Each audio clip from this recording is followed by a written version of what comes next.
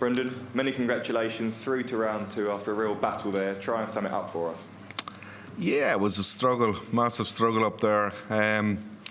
You know, I was probably lucky I was playing somebody up there for the first time. I felt in a lot of the game he was a better player, but I felt maybe at the crucial time I'd done the right things. No more so than the 170 to go too clear. You know, it was major moment, but it gave me something as well as and maybe dent, you know, Tavis's confidence. But he came back in the next set, and you know, I tried to put him under pressure and go the whole hog in the set, and we did. But in the last leg of that set, he was brilliant. Like, so he didn't look like losing it, and I felt then I was in trouble in the next set. So to actually win the first leg of the last set was so massive for me. You know, it just felt that, you know, maybe it's for you. And we saw a lot of emotion up there from you today. Is that evidence of just how much this game meant to you after what's been a difficult year? Yeah, it's been a difficult year, so you know, I could turn this year into a superb year, even though it hasn't been. You know, performance-wise, it's been brutal. For me personally, I feel it's brutal. You know, I expect more of myself. I know why certain things happened, you know, because thinking too much, doing different things at different parts of the year. And for me, I probably, you know, savaged my own confidence. I've cut into it and ruined my own confidence. So every game I'm going to win now will be a confidence builder, and every game I'm going to win, and that's the key part. And up against Ryan Searle in round 2, a great matchup on paper. What are you expecting from that battle? Ryan's going to be so cool, so casual, and just laid back. It's going to be unreal. You know, so for me, I'm going to have to play well, because Ryan doesn't play a bad game now. He is so strong, so solid, an absolute gentleman as well. Like, so makes it harder to actually play against him. But you know, we are friends, and you know, hopefully that fact he takes it slightly easy on me. Thank you. Brendan, congratulations on the victory. Normally, no matter what form you're in, you'll sit there and tell us that things are good, things are positive, they're going in the right direction. I think this is the first time I've heard you like talk like this in recent weeks, that confidence and that almost positivity just isn't there. What's gone on for this complete change of mindset for Brendan Dolan? You can't be positive the way I've played all year. And like, well, I suppose some people could make it positive, but I'm a realist. And like, I've got beat in a final this year, I've got beat in a couple of semi-finals, a few quarter-finals. Some people think that's great. For me, I didn't play well. And that, for me, is... like, I'm too long in the game to try and fool myself. And for me, I need better. You know, there's no question. And the way the game is going, like the way the two looks, Geraint Price is dragging the game so far ahead. Like, I don't accept losing to them. You know, I don't accept it. I need to be better. I played with the greatest player in the world, like, and that was Phil Taylor. The next greatest come along is Michael Van Gerwen. I've actually played with the greatest player before that, which is Eric Bristow. Like, I've been around a long time, and I've seen the greats, you know, and for me, I need to be better. It's not accepted. I can't accept it. I need to be better. Well, you touched on playing with the greats and so on. Can you reinvent yourself again to go again and win titles and compete with the best? Of course I can, because guess what? I haven't done enough in this sport. Like, I'm around a long time and I haven't done enough. No matter what anyone says, like people would love to have done what I've done in this game. Like, I've 10 PDC titles. You know, I was obviously the history maker in that. But it's not good enough for me. I expect more. I want more. No matter what it is. You know, I've been in the finals of majors. I've been in the semi-finals of majors. I want to be there and there again. And I am not where I want to be at the minute, but as this tournament goes on, I can improve. One of the highlights of the World Championships is always the famous Brendan Dolan Christmas shirt, and we haven't got one this year. Why the change in tradition for you? Something that we always see. Well, the Christmas shirt didn't come out the way I liked. So, well, my name wasn't right. So for that reason, it's sitting upstairs and not being worn. Brendan, congratulations on the win. That you're talking there about you expect more from yourself, you need that from yourself. What are you going to do to change that and bring that back out yourself? Because you're someone who I feel when you're behind the game, you can never really be counted out. Is that still there, the belief? Oh, it is still there, because I've always been, one, and I've looked through my career. When I have won a PDC title, I've probably got beat for the 3 or 4 weeks before that there in the first round. And then next thing I just explode and just beat everybody in front of me. And I do know on any given day I'll beat anybody. And that's just a fact of life, but it's about bringing it out.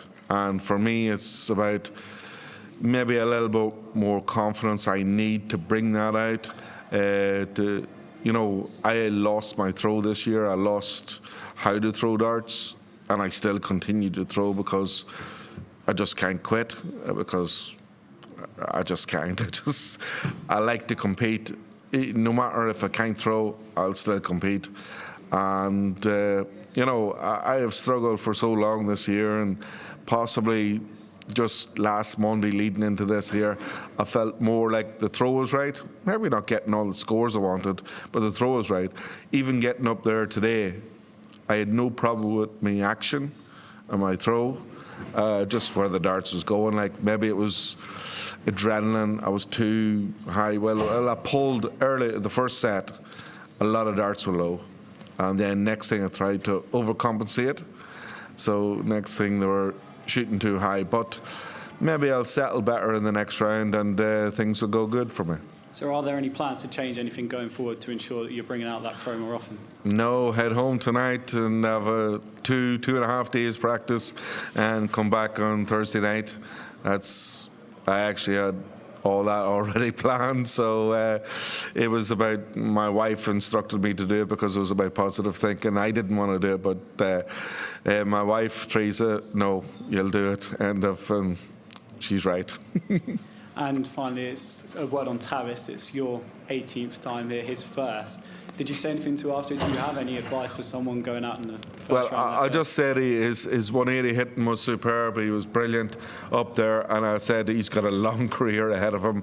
I don't, but he's the future, along with all the other youngsters coming through as well, which is brilliant for our sport, and I just want to see darts, being the highlight of everything, because it is such an engrossing sport, so easy to follow and so quick, which makes it very attractive and easy for people to follow.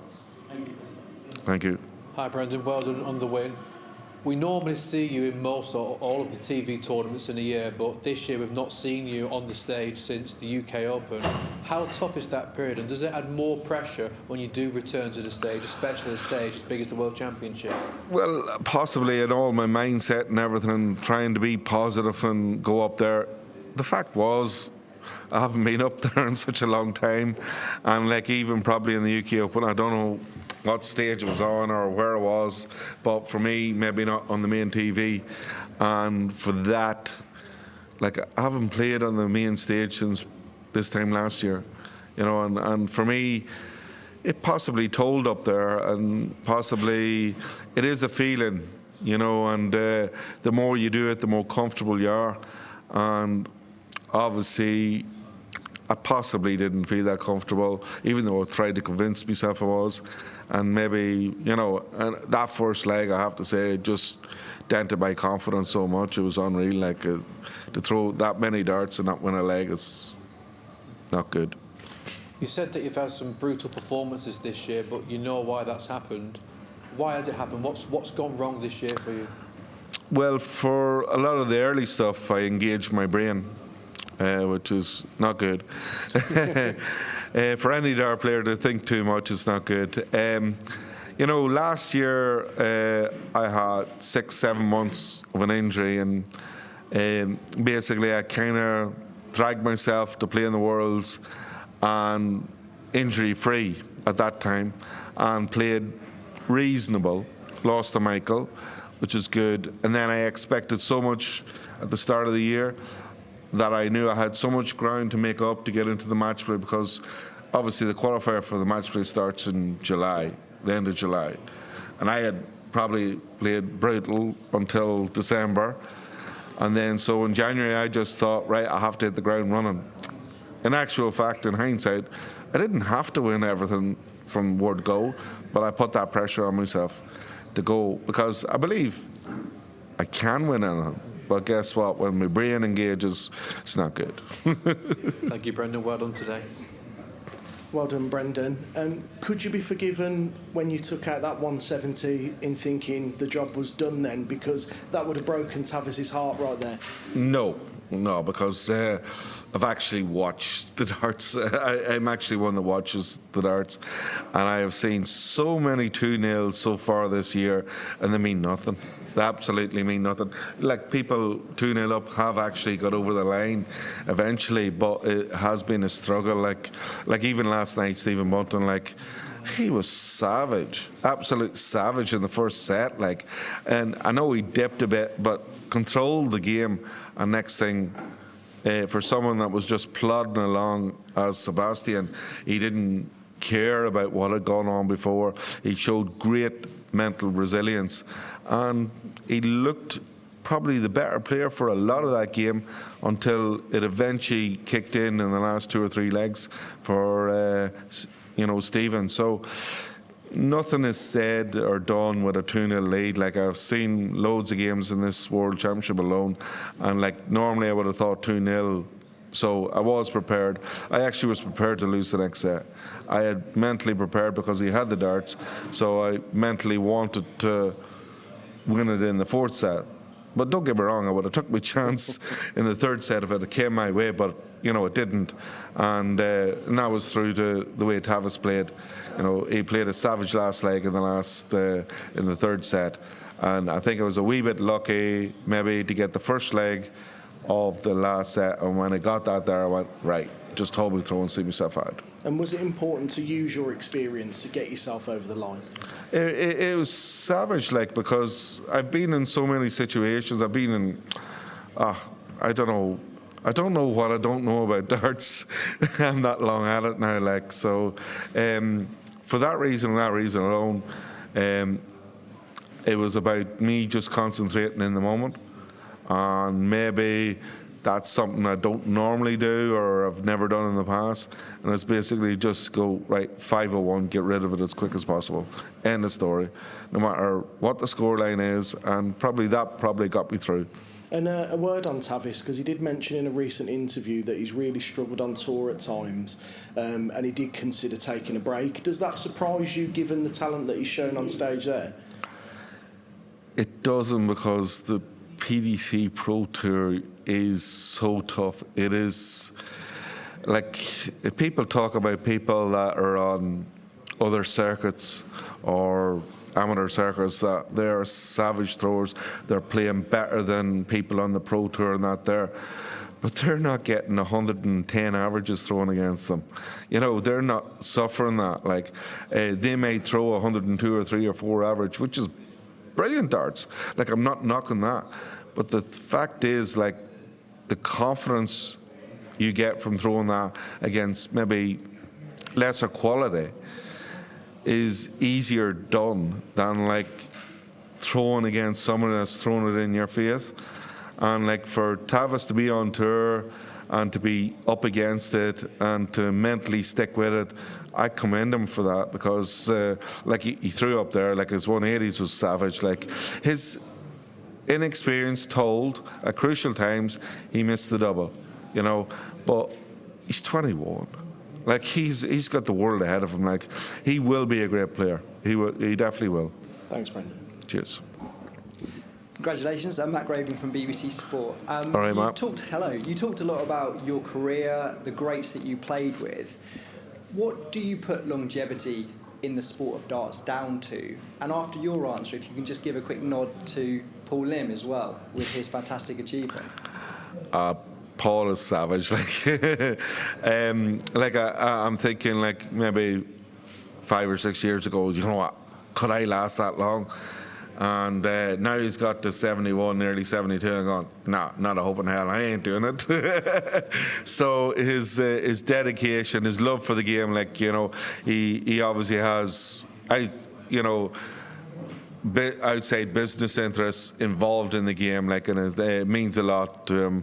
And you know, I watched him on telly, like I'm a long time in the game, and like I used to sit as a young lad watching him on telly.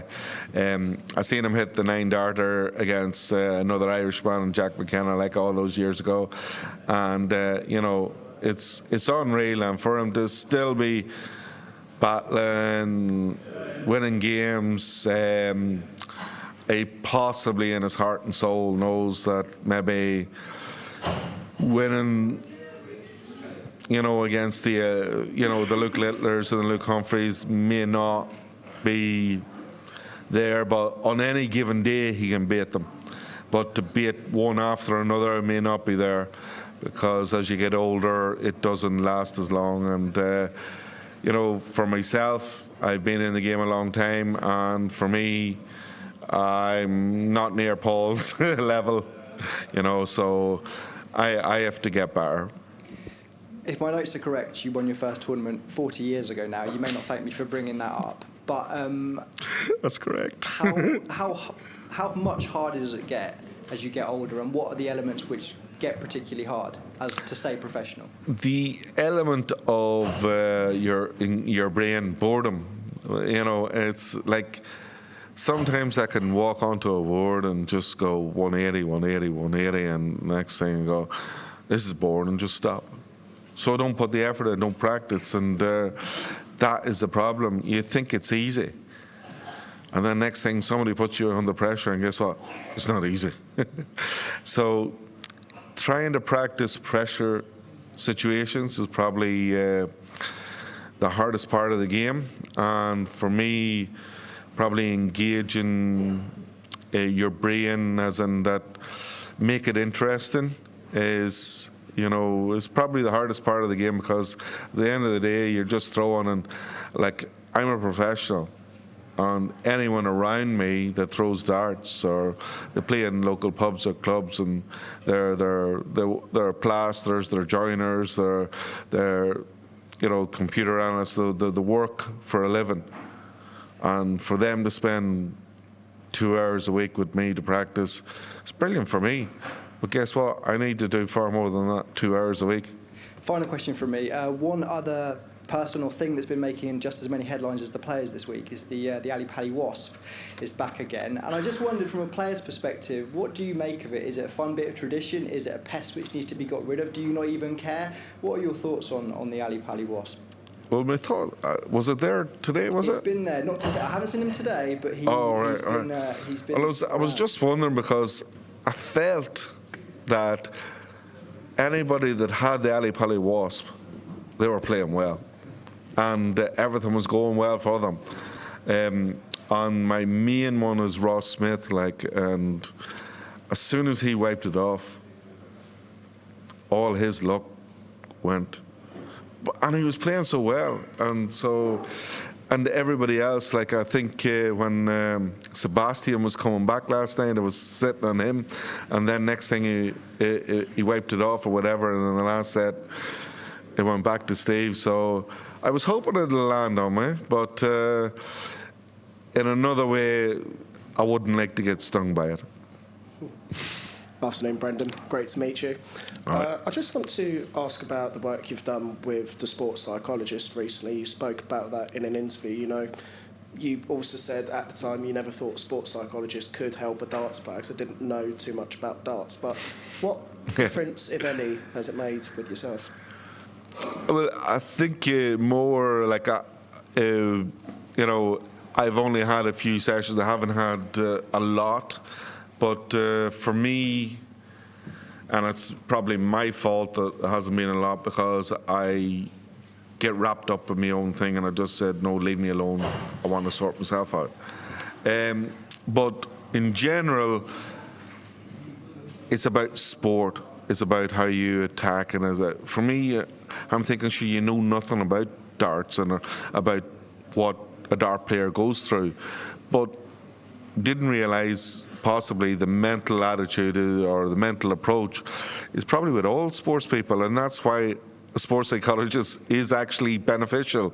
Whereas, you know, I'm actually open to that view now, because I was so long I went, no, I'll get lost, you know. But as you get older, sometimes, you know, you can be changed, and for me, definitely it's about focus and concentration, and you give me little hints or little things to do that may help me, and for that I'm grateful. And you know, as this tournament goes on, I may actually, you know, ring them up to help me to improve again and get better and keep it going.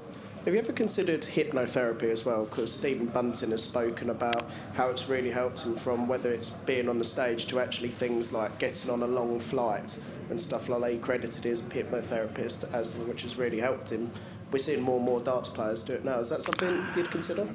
I think him and Nathan has done it, but I understand why Nathan has done it, because he has a problem releasing the darts, and that is in the inner head or inner brain, I believe, anyway. And for that, fair play, but yeah, I don't think it's for everyone.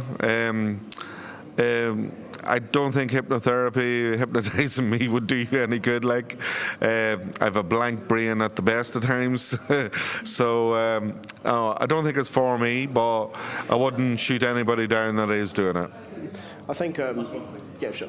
I think Aspinall once said, what was it, averages for show and dollars for dough as well. That seemed to be the example today with Tunstall's really good 180 hitting and things like that. But considering experienced players like yourself, do you think you will always be a danger for the younger players just because of the experience you've got on the stage?